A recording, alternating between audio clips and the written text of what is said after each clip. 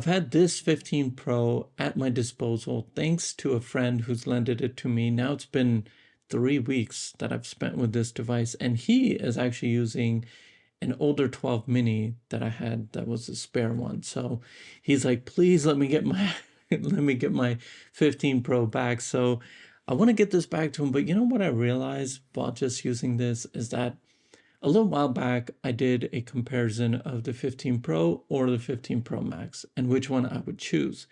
And at the end, I came to the conclusion that the 15 Pro would be the best for me simply because it has all those great abilities that the 15 Pro Max does, but at the same time, it's very comfortable to hold. I really like the size. And I think that for me, at the end of the day, despite not having that 5x zoom, the size was the key factor that made me choose the 15 Pro.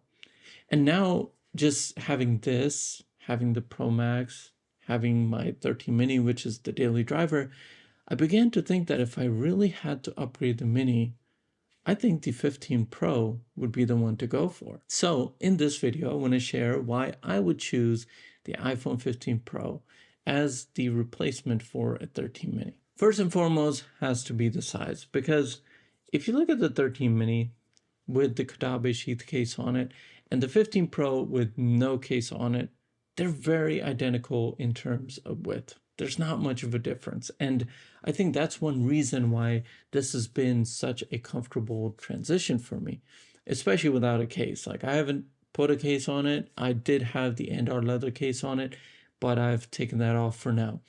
But just having this, it's so pocketable, it's so comfortable to hold, and it doesn't require much of an adjustment.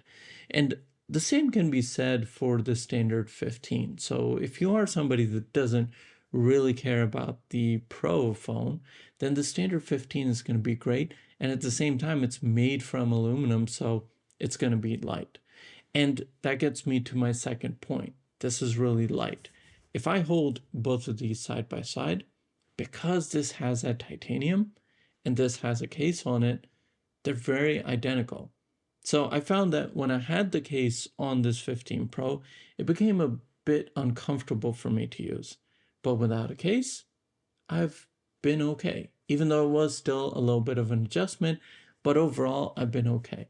So the number one key reason would have to be size. Another thing I love about the design is the action button. Now for me, the mute and ringer switch has always been in silent.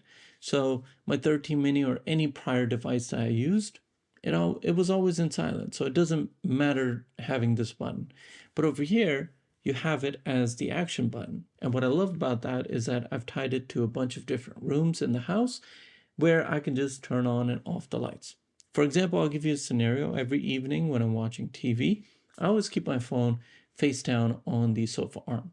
So when I get up and I know that it's time to go to bed, I simply just press the action button, turn off the living room lights, and go to the room. So this is just handy. That's why I really like this. I haven't tried tying it to any specific app or anything like that.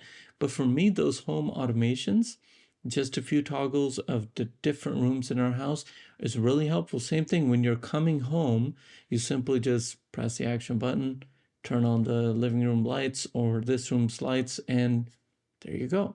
So it's something that's made a useless button useful for me. So I really like that. Next up has to be the cameras. And honestly, for me, it's not that big of a deciding factor because camera is not the only thing that goes into making a great photo. It's always about lighting. How you know how to use a camera really goes a long way.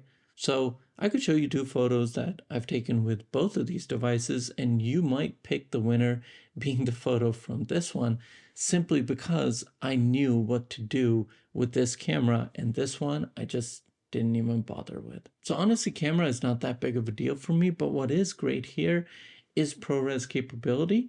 And in the 15 Pro, you're lacking the 5x zoom that you get with the 15 Pro Max, but I don't really care about that. I can just move closer to the subject. Again, it's about knowing how to use the camera system as opposed to what features your camera has. But the one thing I definitely enjoy is ProRes capability because that's an awesome format to have in your pocket. And when you do need to shoot longer videos, then you can simply attach an SSD to the iPhone. I have a separate video on that. You can check that out. I'll link it down below. But yeah, attach the SSD, and now you can really shoot awesome video with just your iPhone, which I think is really amazing. And if you have one of these devices, I've said it again and again, please do yourself a favor and learn about ProRes and how to use it, because your videos are going to look amazing. The next major thing for me has to be the display. Even though on the 13 mini I have an OLED display, it's a bit smaller, it doesn't have ProMotion, it still gets the job done. But when you do move to a Pro device and you have ProMotion and you use it for a few weeks, it is nice. Now, is it something that's a game changer for me? Like, oh my God, I can't live without this. No, I can continue to live. Like, I don't know if you've realized by now, I'm pretty cool in terms of my devices. Like, I'm not big on whether one thing has a certain feature or not, but I'm more so of, okay, which one really fits into my life and which one gets the job done for me, basically. And the 13 mini can still get the job done, but if I had to upgrade it, the display improvements would be a nice addition. You do realize that, the 13 mini, you do have a smaller display, and it is limited because of ProMotion, especially when you play games on here that you do play on here. They just feel better, they look better. So this is also a nice addition if you are someone that's coming from the 13 mini and you have to upgrade, and the 15 Pro is what you're looking at. The display is plenty beautiful. And now for this, I'm going to leave out USB-C. I don't want to talk about it. It's here, it's great, one cable for everything. That's it. That's all you need to know. But what I do want to talk about is performance. And you would think that coming from a smaller device like the 13 mini, the performance of the 15 Pro would like blow you away. Honestly, it's not that big of a change. Where you're really going to notice the change is with GPU performance. So if you do play games, like I mentioned before, they do perform a lot better. Overall, because of ProMotion, all the fluid animations as you move through the menus or scroll through home screens or web pages, that all looks nicer, but that's not performance alone. That's performance combined with ProMotion. So when you go back to the 13 mini, you do see that, okay, it is lacking in those aspects, but if you're just used to this only, then it's not going to be a big deal. So honestly, performance wasn't something that really blew me away. I think all iPhones, their chipsets inside of them, they do a great job with performance. And most of us, the way we use our devices, we honestly don't need them to do as much as these newer Pro phones are capable of. Now, with that said, if you are somebody that is taking advantage of the ProRes format, then that's where performance comes in, because that's where the CPU is really going to get a run for its money, and it's going to do a great job. But day to day, what us common people do, we honestly are good with performance on older devices and newer devices alike. Now, lastly, I want to touch up on battery life. And honestly, coming from the mini, you're used to charging up your battery. So when you go to anything that does better, then that's just amazing for you. You're amazed at how far a bigger battery can go. And this for me is easily a day and a half. Like, if I don't throw this on the charger overnight, it's not a big deal, because I'm averaging like 2 to 4 hours of screen time, and that for this size battery is not a big deal whatsoever. If you are somebody that really is a heavy user of your device, then yeah, the 15 Pro is probably going to struggle for you, because you are going to be somebody that is going to be better off with the Pro Max and that bigger battery.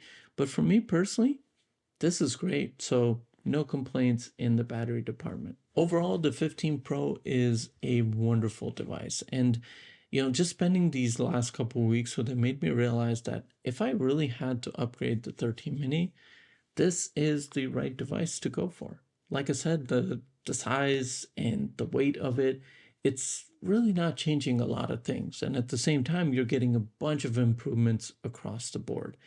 even if you're not coming from a mini device, this is a great standalone device. Unless you are somebody that needs that bigger battery, bigger display, then for you, the Pro Max is the right way to go. But for me, I can easily recommend this to anyone, and I can easily see myself switching over to this and being able to get accustomed to having a bit of a larger device again. I really hope that this video helps you out in making a decision whether the 15 Pro is the right device for you to upgrade to. Thank you so much for your time. If you enjoyed, please do give it a thumbs up, as it really helps me out. Take care of yourself, and like always, I will see you in the next video.